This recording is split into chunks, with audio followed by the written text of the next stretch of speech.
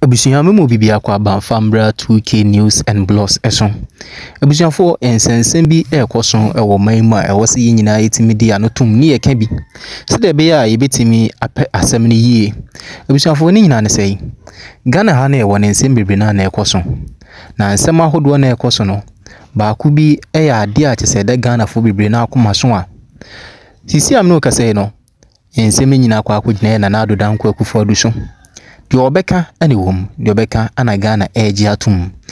Ni nyina ne se ade friends LGBTQ. Mechire emma ne mma aware ana mema ne mema aware. Ade asisi no kase no. Parliament asha ase dwendwene ho. Na anu da no mde koto parliament se nka mo pe asem ne pomasi bre. Se Ghana eji atum ana ase enje ntum. Edi nkan koye no ensem ne koye hia ewo parliament ho ma omo twen ensem ne sere ne abasa na bishafo entimi amba so sa na me no kase no asem no ese kwa akupim parliament bi osisi no ye pe na Nado Danko Akuffo Addo ye president na approval so obegya atum ana so onje ntum na nsa nsem we nyina so no se ya ade so okase wonje ntum a ya ade se emrofo yi ayo ma agency isika ompese omde ma ye almost $3.6 billion. Is can move to pay ye. Oh, my man, on Famaye. Ebsenko, Nienko T. Sansi Winchimu, in free a Yaa Brefo and so ho. President says, almost so found parliament, no more dream beam. Nado, or some more so found parliament. No more dream beam. My reading the ENRA or the release by it. But the concluding aspect of it is very, very interesting.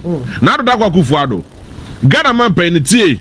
May kind of brofo because of Chona brofo. Mr. Speaker, it is therefore above the reasons that I, preserving the sanity of the legislative process, refuses to assent to the bill.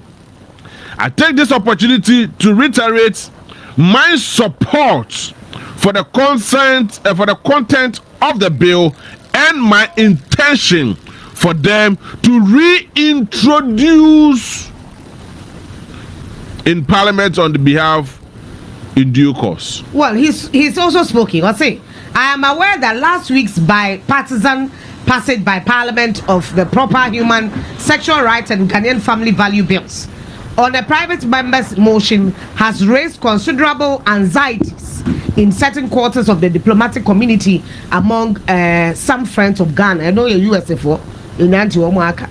That she may be turning her back on her. Now, or say in I want to assure you that no such backsliding will be templated or occasioned. I think it will serve this purpose to go at this stage into the details of the origin of this proposed law, which is yet to reach my desk or see any in the table. So, but suffice it to say that I have learned that today a challenge has been mounted at the Supreme Court by a concerned citizen to the constitutionality of the proposed legislation. In the circumstances, it will be as well for all of us to hold our hands and await the decision of the court before any action is taken. The operation of the institutions of the Ghana state will determine the future trajectory of the rule of law and human rights compliance in our country. President Akuffo Addo, 4th March 2024, diplomatic New Year greetings with members of diplomatic corps. We share diplomatic corps on the Tula. And that is basically. Na when him so be the court nti enyam can the table so enyam beton so one I kind of obi the court na nti yentwan yenso yensem na sempaibo ye moya boso ala do no se dia yo ye be yo ye moya boso enti ye be so court na afi wotumi is there one I kind of create enti asema wo ho is it the parliament na kind of create as na Nado Danko Akuffo Addo na kind of create parliament say ye pass ye dia wi ye da kwa kobo mpa ni say offer the sanction crata as no sign. And the president is also telling us to say, do the table so fine, fair enough. We are not interested in that. Yeah, look at this useless headline.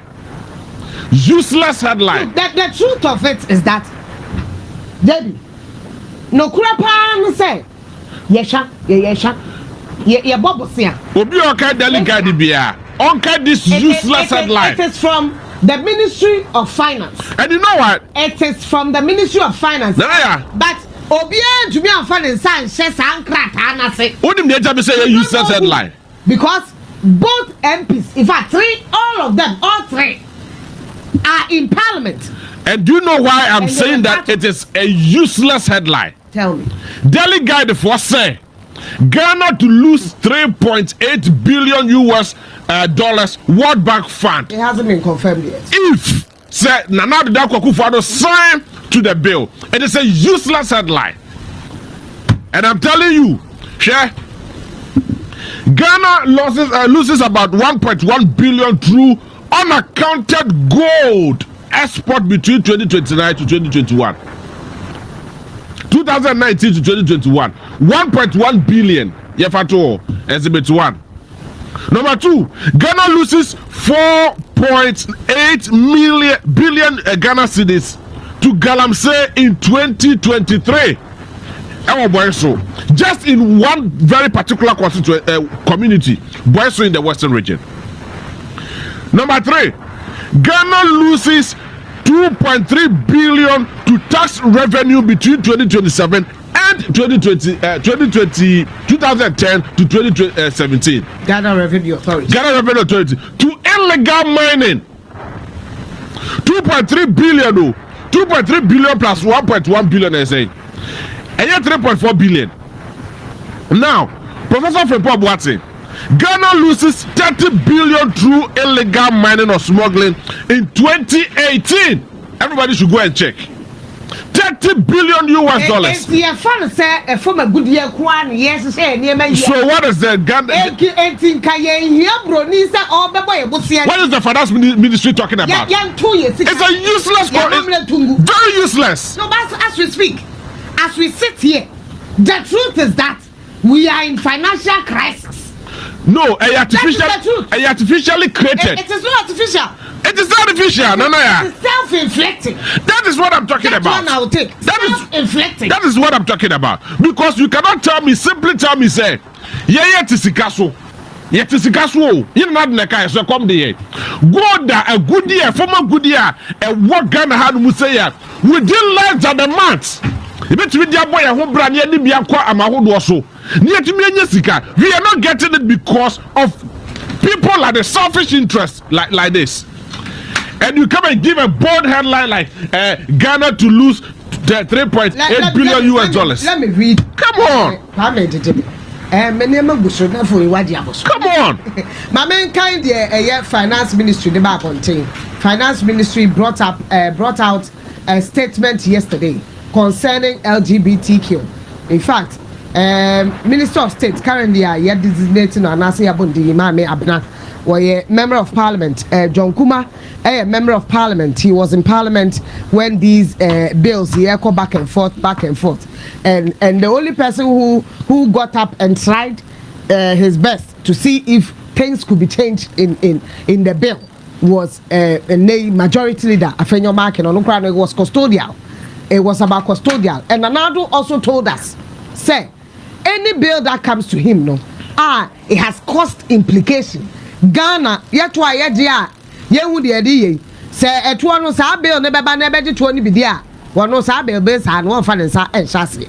No, finance ministry, man, Mekari, fan Fasika, Samo Brana, and Mrano from 2021, and Mrano, woman to copy more Parliament February. Started the home comma a year to home. In fact, what came out first when the bill went to Parliament was the fact that the men in Parliament were protesting against this bill because they felt say a better